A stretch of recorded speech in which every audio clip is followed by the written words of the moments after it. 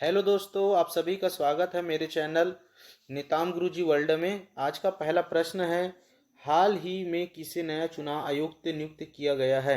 बताइए इसका सही आंसर क्या होगा। तो इसका सही आंसर हो जाएगा option number B, Rajiv Kumar को चुनाव आयुक्त नियुक्त किया गया है। और भारत के कितने नंबर के बने हैं? तो 25 नंबर के चुनाव आयुक्त बने हुए हैं। और कब बने हैं? तो 15 मई 2022 को बने हुए हैं। ठीक है, भारत के चुनाव आयुक्त। ठीक है, इससे पहले कौन थे? तो सुनील अरोड़ा जी थे। अभी वर्तमान में क्या है? सुनील अरोड़ा तो अभी वर्तमान में है, याद रखिएगा, कौशल विकास मंत्री हैं। कौशल कौशल विकास मंत्री हैं, याद रखिए। सॉरी, कौशल विकास सचिव हैं। ठीक है, याद रखिएगा। ठीक है, ये सभी प्रश्न आपके रेलवे और एसएससी के लिए बहुत ही महत्वपूर्ण है, इसलिए इस वीडियो को आप पूरा देखें, वीडियो के अंत तक के बने। अगर चैनल में नए हों तो चैनल को जरूर सब्सक्राइब करें। नेक्स्ट प्रश्न है नेक्स्ट प्रश्न है निम्नलिखित में से कौन सी धातु कॉपर सल्फेट विलयन से कॉपर को विस्थापित करती है? बताइए इसका सही आंसर क्या हो जाएगा। तो इसका सही आंसर हो जाएगा option number B, lead. Lead lead का परमाणु क्रमांक कितना होता है? तो लेड का परमाणु क्रमांक होता है 82। याद रखिएगा, लेड का परमाणु क्रमांक 82 होता है, जिसे पीबी से दर्शाया जाता है। किसे दर्शाया जाता है? पीबी से। और पारा को एचजी से दर्शाया जाता है। याद रखिएगा, इसका परमाणु क्रमांक होता है 80। ठीक है, सिल्वर को किसे दर्शाया जाता है? तो एजी से दर्शाया जाता है। इनका परमाणु क्रमांक होता है 47। याद रखिएगा। ठीक है, इसी प्रकार गोल्ड को किसे दर्शाया जाता है? तो ए यू से दर्शाया जाता है। ठीक है, इनका परमाणु क्रमांक होता है 79। ठीक है, अगर वीडियो अच्छा लगे तो चैनल को जरूर सब्सक्राइब करें, ऐसे ही थ्योरी के साथ वीडियो पाने के लिए। नेक्स्ट प्रश्न है, संसदीय वार्ता को बढ़ावा देने के लिए विदेशी समकक्ष के साथ ज्ञापन समझौते पर हस्ताक्षर करने वाला राज्यसभा का पहला अध्यक्ष कौन है? बताइए इसका सही आंसर क्या होगा। बताइए इसका सही आंसर क्या होगा। तो इसका सही आंसर हो जाएगा option number A, Venkaiah Naidu ji. ठीक है, नेक्स्ट प्रश्न है, प्रश्न क्रमांक 8 है, भारत का 51वें अंतर्राष्ट्रीय फिल्म महोत्सव नवंबर 2020 में कहाँ आयोजित हुआ था? मतलब 2020 में कहाँ हुआ था? तो इसका सही आंसर हो जाएगा 8 का ऑप्शन नंबर सी, गोवा में हुआ था। ठीक है, और भारत का 2024 में कहाँ हुआ है? 2024 में अंतर्राष्ट्रीय फिल्म महोत्सव कहाँ हुआ है? तो गोवा में ही हुआ है। याद रखिएगा, कहाँ हुआ है? गोवा में हुआ है। बेंगलुरु को किस नाम से जाना जाता है? तो बेंगलुरु को सिलिकॉन वैली के नाम से जाना जाता है। याद रखिएगा, सिलिकॉन वैली के नाम से बेंगलुरु को जाना जाता है। हैदराबाद को किस नाम से जाना जाता है? तो हैदराबाद को मोतियों का शहर, मोतियों का शहर। ठीक है, मोतियों का शहर, निजाम का शहर। ठीक है, निजाम का शहर के नाम से जाना जाता है। ठीक है, याद रखिएगा इनको। तो हैदराबाद को मोतियों का शहर, निजाम का शहर और भाग्य नगरम के नाम से भी जाना जाता है। किस नाम से? भाग्य नगरम के नाम से भी जाना जाता है। किसे? तो हैदराबाद को। ठीक है, याद रखिएगा। मुंबई मुंबई को किस नाम से जाना जाते हैं? तो gateway of India, gateway of India के नाम से जाना जाते हैं। किसे? मुंबई को। ठीक है, मुंबई कहाँ की राजधानी है? तो महाराष्ट्र की राजधानी है मुंबई।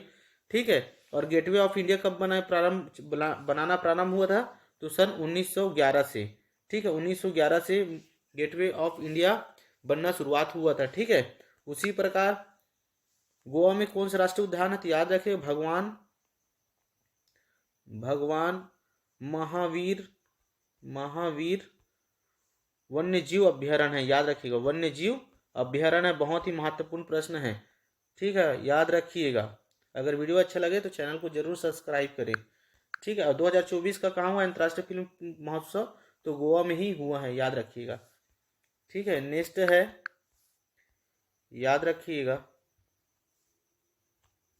भारत में पहली किसान रेल का परिचालन किन दो स्टेशनों के बीच अगस्त 2020 में शुरू किया गया है?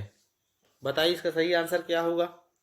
तो इसका सही आंसर हो जाएगा option number B, Devlali Danapur के बीच में किसान रेल का परिचालन हुआ है। ठीक है, याद रखिएगा, ये प्रश्न पूछे जाएंगे आपके एग्जाम में। सभी एग्जामों के लिए महत्वपूर्ण है सभी वीडियो।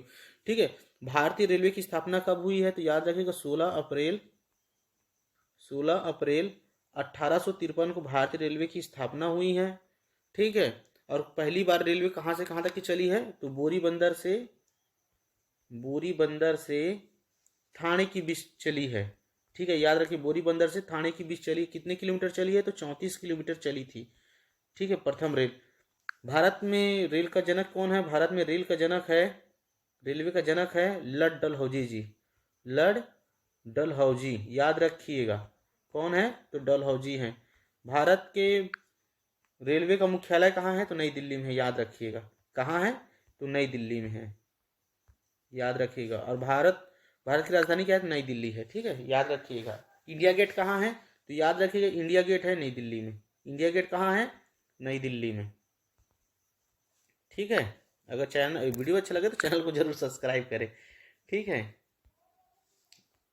नेक्स्ट प्रश्न है, हाल में आंकड़ों के मुताबिक एशियन देशों के बीच भारत का दूसरा सबसे बड़ा व्यापारिक भागीदारी देश कौन सा है? बताइए इसका सही आंसर क्या हो जाएगा? तो इसका सही आंसर हो जाएगा ऑप्शन नंबर सी, सिंगापुर। ठीक है, क्या है? सिंगापुर। पाकिस्तान की मुद्रा क्या कहलाती है? तो पाकिस्तान की मुद्रा पाकिस्तानी मुद्रा कहलाती है।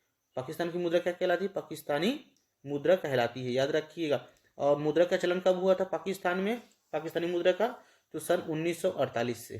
कब से हुआ है? 1948 से चलना प्रारंभ हुआ है। ठीक है।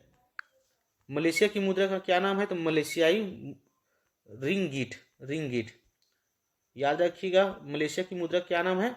तो रिंगिट है, याद रखिएगा। ठीक है। श्रीलंका की राजधानी क्या है? तो जयवर्धनपुरम है। जयवर्धनपुरम है, याद रखिएगा। ठीक है। उसी प्रकार सिंगापुर को किस नाम से भी जाना जाता है? याद रखिएगा। तो गार्डन सिटी के नाम से जाना जाता है। गार्डन सिटी के नाम से जाना जाता है सिंगापुर को। ठीक है, गार्डन सिटी के नाम से सिंगापुर को जाना जाता है। ये सभी प्रश्न आपके लिए बहुत ही महत्वपूर्ण है आगामी सभी एग्जामों के लिए, चाहे रेलवे का हो चाहे एसएससी का हो, किसी भी लेवल के एग्जाम हो, ये सभी प्रश्न आएंगे ही आएंगे। ठीक है, मैं बता रहा हूँ। और चैनल में अगर नए हो तो चैनल को जरूर सब्सक्राइब करें। नेक्स्ट प्रश्न है, विभवांतर की एसआई इकाई क्या है? बताइए, विभवांतर की एसआई इकाई क्या है? तो इसका सही आंसर हो जाएगा ऑप्शन नंबर डी, वोल्ट है। ठीक है, वोल्ट को किससे दर्शाया जाता है? तो वोल्ट को वी से दर्शाया जाता है। किससे दर्शाया जाता है? तो वी से दर्शाया जाता है, याद रखिएगा। ठीक है, वोल्ट को वी से दर्शाया जाता है। और एम्पियर को किससे दर्शाया जाता है? तो एम्पियर को ए से दर्शाया जाता है। और एम्पियर का क्या होता है? एम्पियर के किसकी इकाई होती है? तो विद्युत धारा की इकाई होती है। किसका होता है? तो विद्युत धारा का इकाई होता है, याद रखिएगा। ठीक है, एक प्रश्न में मैं 5 प्रश्न बता रहा हूँ। ठीक है, एम्पियर का क्या होता है? ए होता है, दर्शाया जाता है। और विद्युत धारा का होता है। ठीक है, ओम को किससे दर्शाया जाता है? ओम को इस तरह का सिंबल रहता है। ठीक है, ओम का सिंबल है। ठीक है, ओम किसका मात्रक है? तो प्रतिरोध का है। किसका है? प्रतिरोध का मात्रक होता है ओम। ठीक है, उसी प्रकार कुलाम किसका मात्रक होता है? कुलाम को किससे दर्शाया जाता है? तो कुलाम को सी से दर्शाया जाता है। ठीक है, और कुलाम को विद्युत आवेश का मात्रक होता है। किसका? विद्युत आवेश का मात्रक होता है। ठीक है, नेक्स्ट प्रश्न है, निम्नलिखित में से कौन से 2 केंद्र शासित प्रदेश मिलकर एक केंद्र शासित प्रदेश हो जाएंगे? बताइए इनमें से। तो इसका सही आंसर हो जाएगा ऑप्शन नंबर डी, दमन एवं दीव एवं दादर एवं नागर हवेली। ठीक है, इसका सही आंसर है, याद रखिएगा। नेक्स्ट प्रश्न है, किस देश में मानव रहित सबमर्सिबल ने हाल ही में महासागर के नीचे विश्व के सबसे गहरे बिंदु तक गोत लगाने का कीर्तिमान बनाया है? बताइए इसका सही आंसर क्या होगा? तो इसका सही आंसर हो जाएगा ऑप्शन नंबर बी, चीन। ठीक है, चीन की राजधानी क्या है? तो चीन की राजधानी है बीजिंग। क्या है? बीजिंग है चीन की राजधानी, याद रखिएगा। और चीन के राष्ट्रपति कौन है वर्तमान में? अभी 2024-25 में, अभी 2025 में कौन है? तो चीन के राष्ट्रपति हैं, याद रखिएगा, सी जिनपिंग। कौन है? सी जिनपिंग। जिनपिंग। ठीक है, यही सब चीज पूछते हैं आपके एग्जाम में, राष्ट्रपति कौन है वहां के। ठीक है, उसी प्रकार नेपाल की राजधानी क्या है? तो काठमांडू है। क्या है? काठमांडू, याद रखिएगा। ठीक है, काठमांडू है। वहाँ के राष्ट्रपति कौन है नेपाल के? तो रामचंद्र पांडले, रामचंद्र पांडले जी हैं, पौंडेले। ठीक है, पौंडेले जी हैं, थोड़ा लिखने में मिस्टेक हो रहा है जी। ठीक है, उसी प्रकार पाकिस्तान की राजधानी क्या है? याद रखिएगा, पाकिस्तान की राजधानी है इस्लामाबाद। क्या है? इस्लामाबाद है, याद रखिएगा। वहाँ के राष्ट्रपति कौन है? तो आसिफ अली, आसिफ अली जी हैं, याद रखिए। कौन है? आसिफ अली जी हैं। ठीक है, और बांग्लादेश की राजधानी क्या है? तो ढाका है, याद रखिए। क्या है? ढाका है। और वहाँ के राष्ट्रपति कौन है? मोहम्मद शाह, मोहम्मद शाहबुद्दीन। ठीक है, याद रखिएगा, मोहम्मद शाहबुद्दीन है। ठीक है, नेक्स्ट प्रश्न 45 है, निम्नलिखित में से कौन सी नदी सप्त सिंधु क्षेत्र में नहीं बहती है? बताइए इसका सही आंसर क्या होगा? तो इसका सही आंसर हो जाएगा option number D, Yamuna.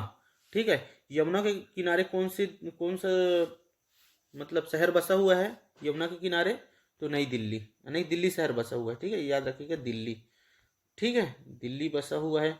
Delhi Bharat की राजधानी कब बनी? तो याद रखिएगा, दिल्ली भारत की राजधानी बनी है 1912 को। इससे पहले कौन सा था? 1911 तक के कौन था? याद रखिएगा, 1911 तक के था कोलकाता। ठीक है, भारत की राजधानी।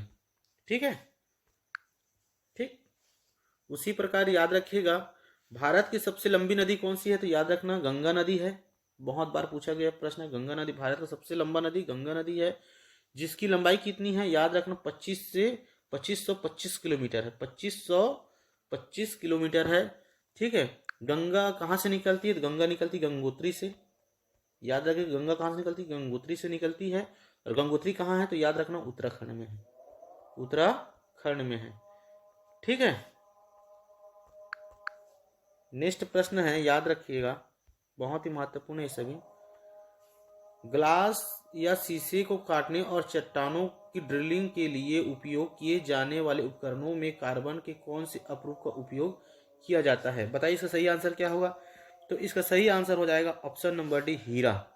ठीक है, तो और हीरा का अपवर्तनांक कितना होता है? तो याद रखिए, हीरा का अपवर्तनांक होता है, हीरा का अपवर्तनांक होता है 2.42 होता है। ठीक है, 2.42 होता है। कोयला सबसे ज़्यादा कहाँ पाया जाता है भारत में? तो याद रखना, झारखंड में पाया जाता है। कहाँ पाया जाता है? झारखंड खंड में पाया जाता है। ठीक है, ग्रेफाइट क्या है? तो विद्युत का सुचालक है, याद रखिएगा, विद्युत का सुचालक है। ठीक है, ये सभी प्रश्न मैं जो बता रहा हूँ बहुत ही महत्वपूर्ण है। आज का अंतिम प्रश्न है, केरल के बैक वाटर को खालिस्तान भी कहा जाता है, किस नाम से जाना जाता है केरल के बैक वाटर को? तो इसका सही आंसर हो जाएगा ऑप्शन नंबर बी, लैगून के नाम से जाना जाता है। ठीक है, सागर, विश्व का सबसे बड़ा सागर कौन सा है? तो प्रशांत महासागर है। कौन सा है विश्व का सबसे बड़ा सागर है? तो प्रशांत महासागर है, याद रखना। ठीक है, और विश्व का सबसे बड़ा झील कौन सा है? याद रखना, विश्व का सबसे बड़ा झील है कैस्पियन सागर। क्या है? कैस्पियन सागर है, याद रखना। ठीक है जी, अगर वीडियो अच्छा लगे तो चैनल को जरूर सब्सक्राइब करें, लाइक करें, शेयर करें और कमेंट में अपना राय जरूर बताएं। अगर पीडीएफ आपको चाहिए तो कमेंट जरूर करें। धन्यवाद, आपका दिन शुभ मंगल हो, आने वाले एग्जामों में आपका चयन हो। ठीक है, ऑल द बेस्ट मेरे सभी मेरे दोस्तों, मेरे भाई और बहनों।